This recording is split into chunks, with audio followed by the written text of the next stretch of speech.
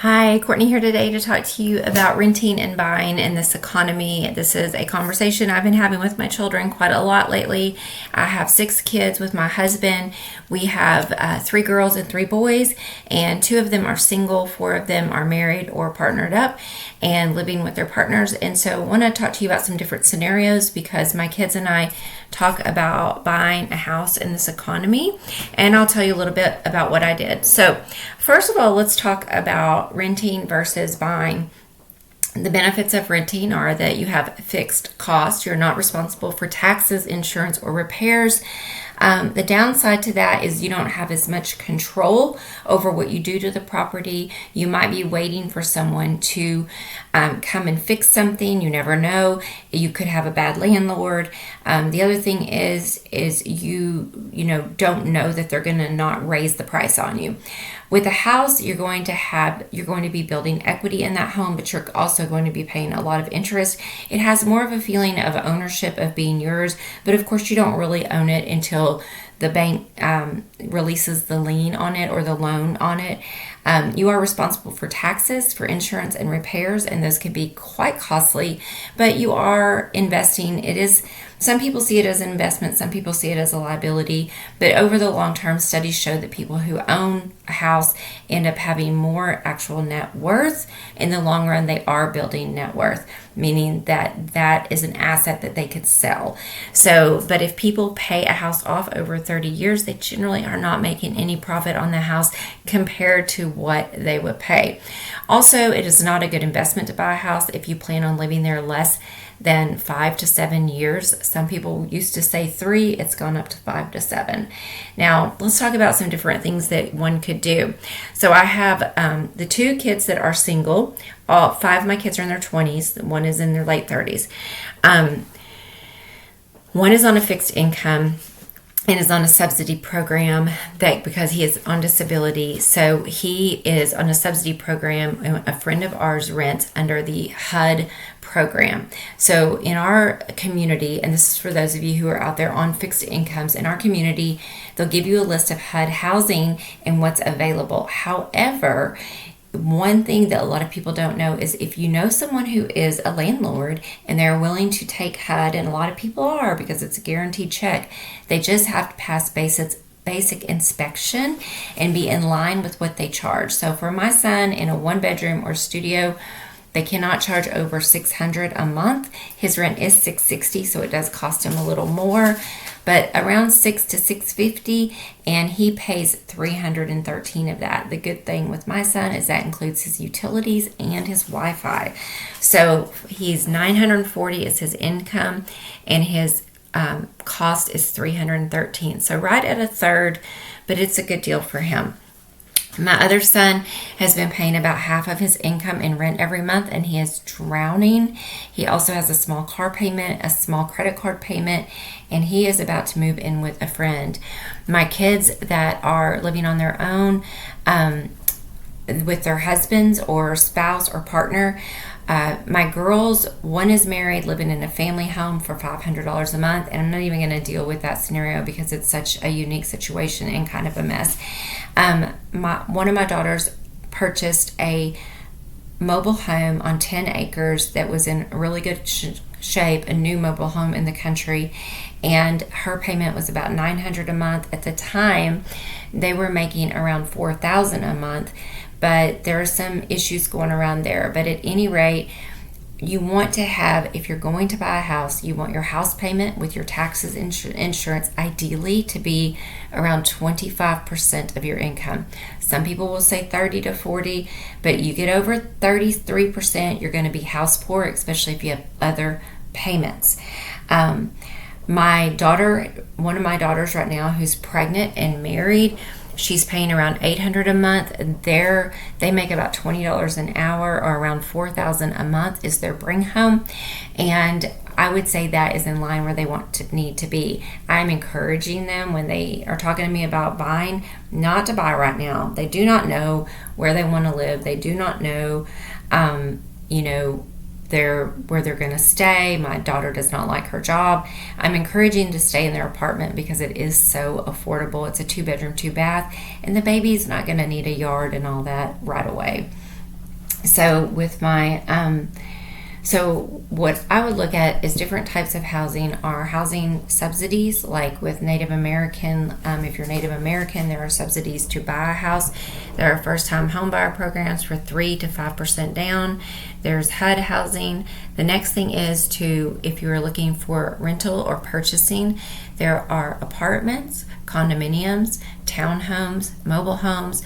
Those are generally going to be a lot less expensive than a house payment. However, what you have to look out for is the HOA fees that often go with owning those. So there are property management fees, even with a mobile home, if it's in a park. Those can be quite costly. Around here, you can buy a mobile home on land already set up for around $120, and your payment is going to be probably somewhere around $750 a month for that. We are in Tornado Alley, so a little sketchy on doing that. It would be good to have a place to go in a tornado. The next thing would be on housing. Right now,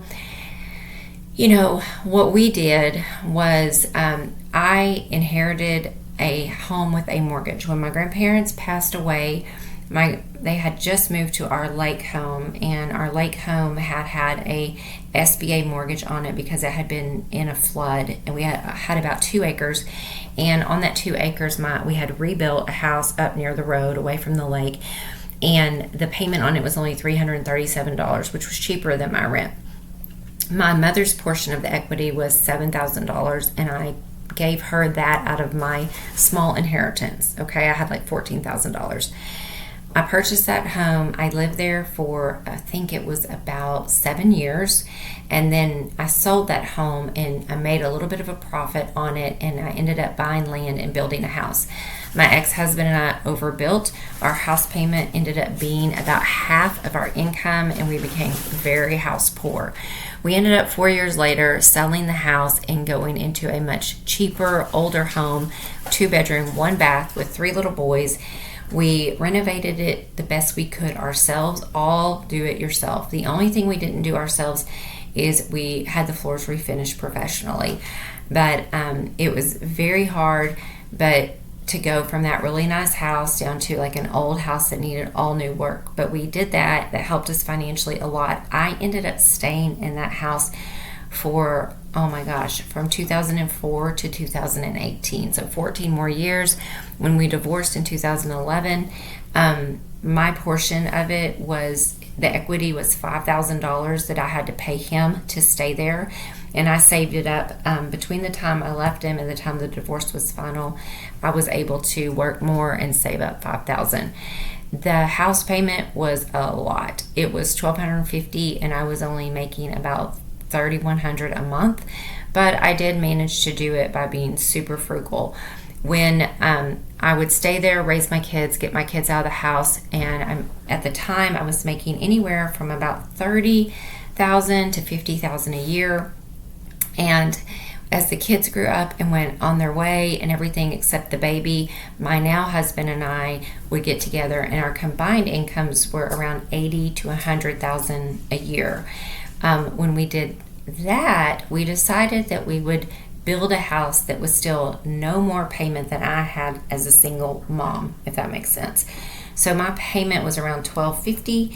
When we built this house, my now husband saved up about I want to say it was $48,000 over 3 years. He moved in with me.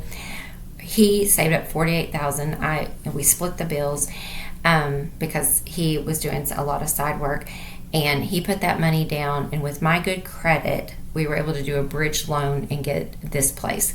We only took out a $218,000 loan, which was $1,250 a month house payment. Along with the money down, we had $258,000, and then we cash flowed everything else. So as we had money, we did things like put down the driveway, fix the fences, pay for the outside to be painted. When we built it initially, it was just the stained, or not stained, the raw cypress on the outside and cedar. So what we did was, even though I was at the time 48 and oh my gosh, he was 59, what we did was we kept our expenses 25% or less. Actually, we did 15% of our income, so that we knew we would want to pay our house off soon, and we did in 4 years. Because of all the sweat equity and cash flowing this house, and putting, like, if we saved up $3,000, we did the driveway. If we saved up $3,000, we painted the house. Things like that. We saved up a couple of thousand and we redid our barn. So over time, the value of our property has increased so much that our net worth is now very high, along with continuing to max out our IRAs, save our emergency fund. So now our income is somewhere between $100,000 and $150,000 a year, and we still are able to live on $30,000 to $50,000 a year.